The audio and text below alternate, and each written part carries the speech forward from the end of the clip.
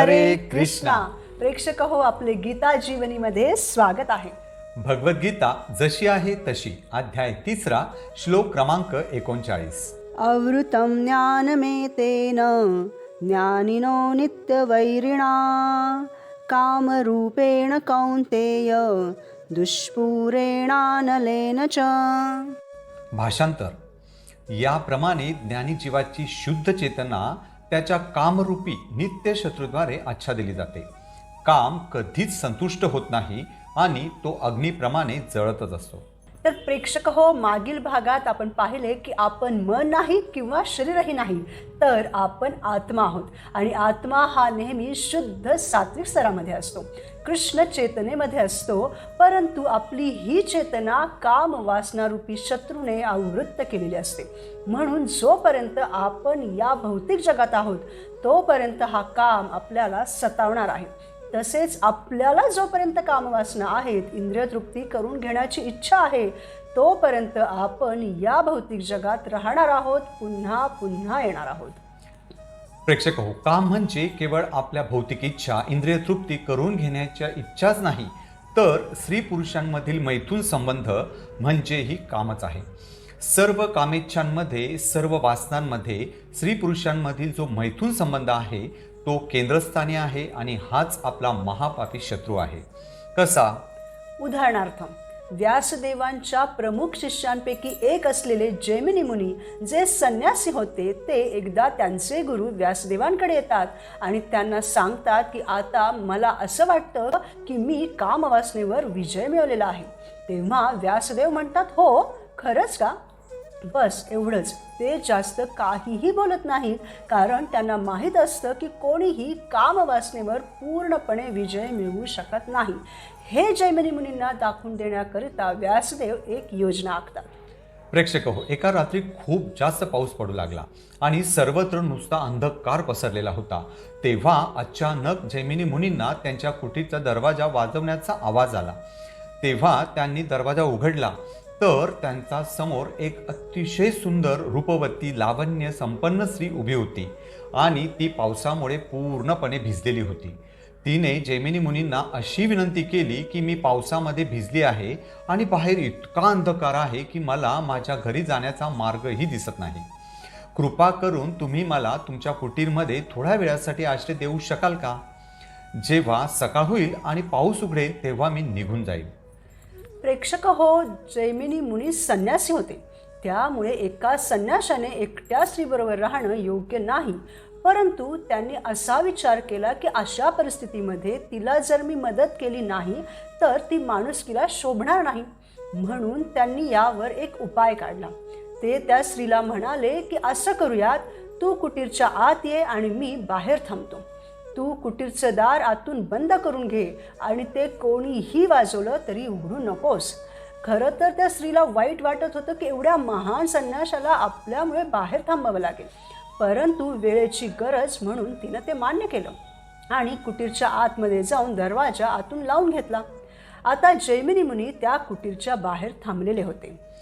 प्रेक्षक हो, थोड्या वेळानंतर जैमिनी मुनींच्या मनात त्या स्त्रीचे विचार येऊ लागले. ते त्या स्त्रीचे चिंतन करू लागले की ती दिसायला किती सुंदर आहे, तिचे केस किती छान आहेत, तिचा चेहरा किती देखणा आहे. आणि हळूहळू त्यांचे ते चिंतन तिचा भोग घेण्याच्या इच्छेमध्ये परावर्तित होऊ लागले आणि ते सतत त्या इच्छेचाच विचार करू लागले. शेवटी न राहून त्यांनी इच्छापूर्तीच्या आशेनं त्यांच्या कुटीचं दार वाजवलं. परंतु त्यांनी स्वतः त्या स्त्रीला कोणीही आलं तरी दार उघडू नकोस असं सांगितलेलं असल्यामुळे त्या स्त्रीने दार उघडण्यास नकार दिला. प्रेक्षक हो, तेव्हा जैमिनी मुनी म्हणाले की मी स्वतःच तुला सांगितलं होतं की तू दार उघडू नकोस आणि आता मी स्वतःच तुला सांगत आहे की दार उघड, तर कृपा करून तू दार उघड. परंतु त्या स्त्रीनं पुन्हा नकारच दिला.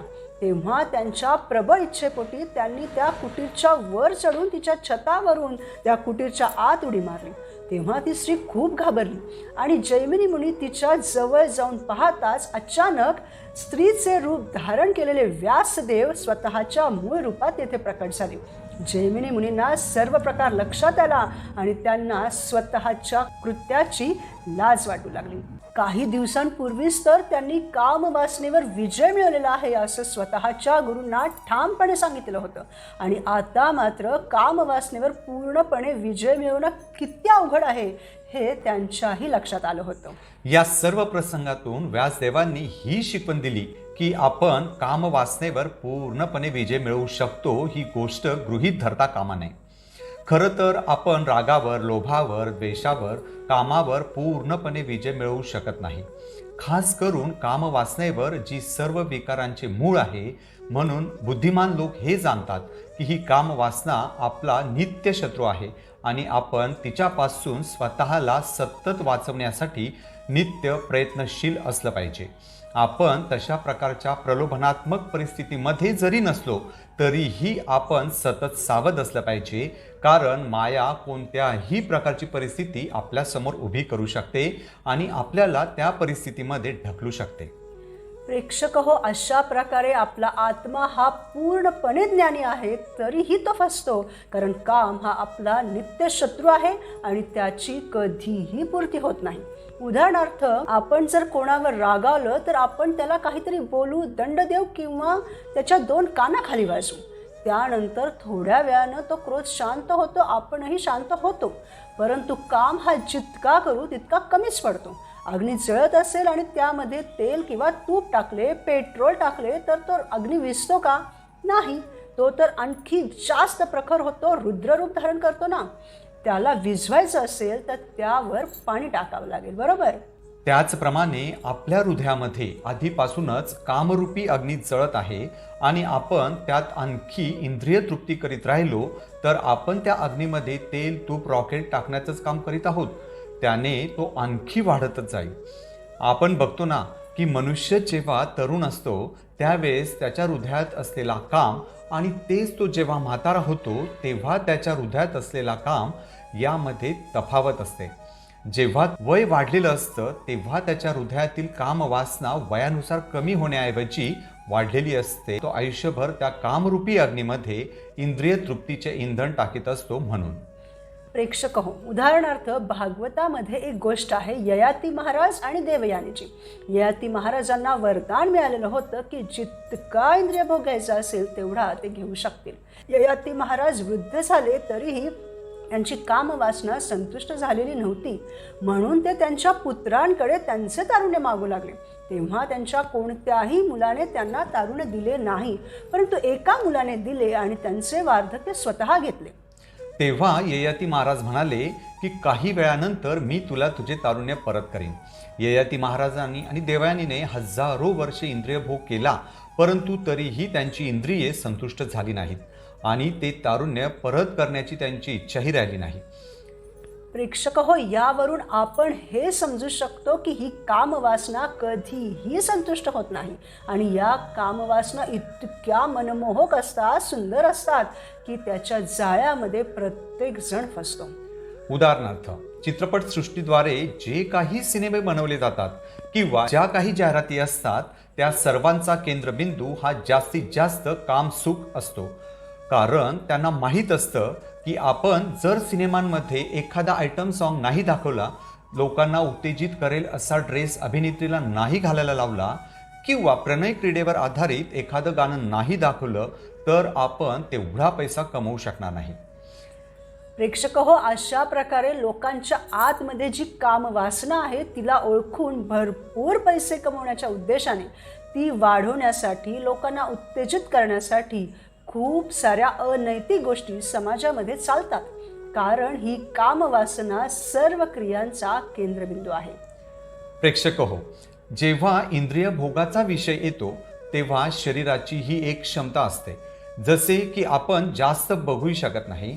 खूप जास्त मोबाईलवर किंवा लॅपटॉपवर काम केलं तर थोड्या वेळानंतर आपले डोळे दुखू लागतात. किंवा आपण सतत खूप जास्त काहीतरी ऐकूही इच्छित नाही, कान दुखू लागतात. आपण सतत बोलत राहिलो, जसं की शिक्षक लोक सतत एकामागून एक तास घेत असतील तर थोड्या वेळानंतर त्यांचा घसा दुखू लागतो. त्याचप्रमाणे आपल्याला जेवढी भूक असते तेवढेच आपण खाऊ शकतो, त्यानंतर आपल्यासमोर कितीही पक्वान्न मांडली तरी आपल्याकडे ते खाण्याची क्षमताच नसते.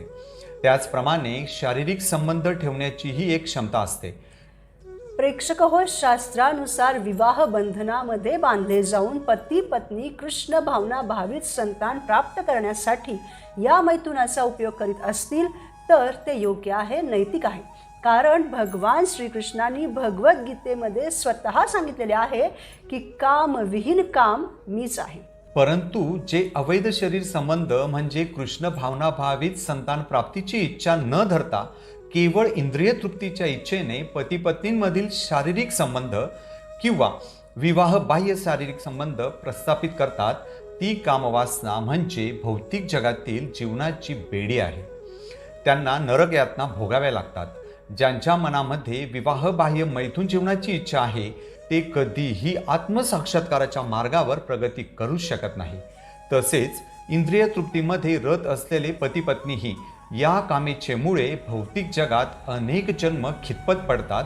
म्हणून ही कामवासना कामेच्छा आपला नित्य शत्रू आहे. तो कधीही संतुष्ट होत नाही. आपण वेड्यासारखा असा विचार करतो की खूप छोटीशी इच्छा आहे आणि ती पूर्ण झाल्यानंतर मी पुन्हा ती करणार नाही.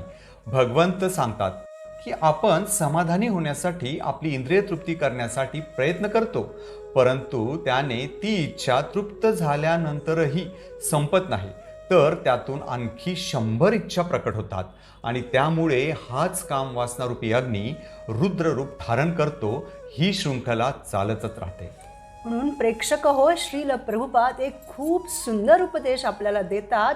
ते सांगतात की आपण साधी राहणी आणि उच्च विचारसरणी ठेवावी. त्यासाठी आपण भगवंतांची भक्ती सेवा करावी, हरिनामाचा जप करावा. ही प्रक्रिया म्हणजे त्या कामरूपी अग्नीवर पाणी टाकून तो विझवणं होय. त्याने कामाग्नी हळूहळू शांत होतो, समाप्त होतो आणि शाश्वतरित्या संतुष्ट होतो. म्हणून भगवंत भगवद्गीतेच्या 2ऱ्या अध्यायामध्ये सांगतात की जेव्हा आपण आध्यात्मिक उच्च आनंद प्राप्त करतो ना, तेव्हाच तर शरीराच्या स्तरावर मिळणारा आनंद हा तुच्छ वाटतो, क्षुल्लक वाटतो आणि त्यानेच आपला हा काम पूर्णपणे संतुष्ट होतो.